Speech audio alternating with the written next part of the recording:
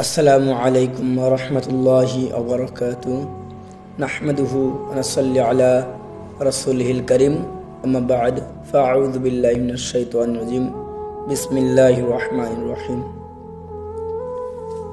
আলহামদুলিল্লাহ। রোজার ফজিলত ও উপকারিতা সে সম্পর্কে কি বলেছেন অল্প একটু শুনি ইনশাআল্লাহ। হযরত সাহল রাদিয়াল্লাহু তাআলা আনহু হতে বর্ণিত, নবী করিম সাল্লাল্লাহু আলাইহি সাল্লাম বলেন, জান্নাতের মধ্য রায়ান নামক একটি দরজা আছে।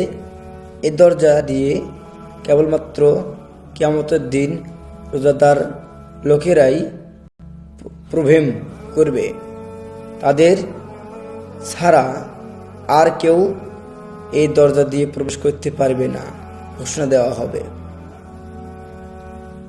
রোজাদার লোকেরা কোথায় তখন তারা দাঁড়াবে? তাদের ছাড়া আর কেউ এই দরজা দিয়ে প্রবেশ করবে না।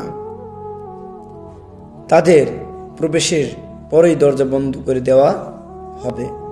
সুবহানাল্লাহ! রোজাদারের কতটা মর্যাদাবান সম্মান, যাতে এই দরজা দিয়ে আর কেউ প্রবেশ না করে। রেওয়াতটা অর্থাৎ হাদিসটা কাজী খান হাসিয়া ফতোয়ায়ে আলমগীর প্রথম খণ্ড পৃষ্ঠা নম্বর 212। হযরত আব্দুল্লাহ ইবনে আমর রাদিয়াল্লাহু তাআলা আনহু থেকে বর্ণিত, নবী সাল্লাল্লাহু আলাইহি ওয়াসাল্লাম বলেন, রোজা এবং কোরআন বান্দার জন্য সুপারিশ করিবে। সুবহানাল্লাহ!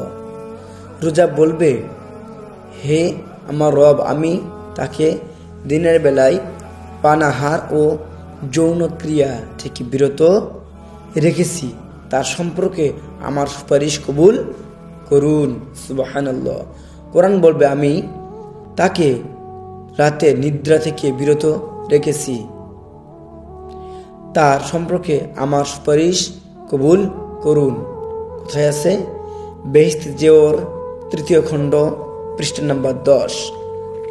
আবার বলবেন, রোজার মধ্যে অনেক উপকারিতা নিহিত আছে। এগুলোর মধ্যে মাওলানা আশরাফ আলী থানভী রহমাতুল্লাহি আলাইহি আহকামে ইসলাম আকল কি নজর মে নামক গ্রন্থে দীর্ঘ আলোকপাত করেছেন। এর মধ্য থেকে কতিপয় বিষয় উপকারিতা হলো ইনশাআল্লাহ আগামী পর্বে আপনাদের সামনে উপস্থাপন করা হবে ইনশাআল্লাহ।